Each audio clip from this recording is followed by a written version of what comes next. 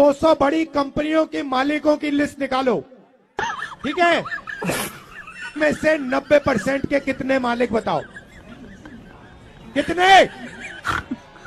एक भी नहीं। छोड़ो, शायद आप लोग 90% लोग कहते हैं भैया हम हिंदुस्तान की सबसे बड़ी कंपनियों के मालिक नहीं बनना चाहते। तो फिर मैं आपसे पूछूंगा, ठीक है, मालिक नहीं बनना चाहते, मालिक बनने का दम नहीं है, तो फिर मैनेजमेंट में आपके लोग कितने हैं? 0।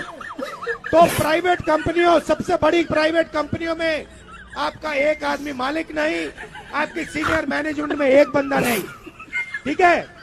अब आप कहो, पता नहीं शायद कहो कि भैया 90% को प्राइवेट कंपनी में नहीं, कुछ नहीं चाहिए, ठीक है? फिर मैं आपसे पूछता हूं, ये मीडिया वाले जो घूम रहे हैं, मीडिया वाली कंपनी जो है, सबसे बड़ी कंपनियां हैं, इनमें से 90% के मालिक कितने?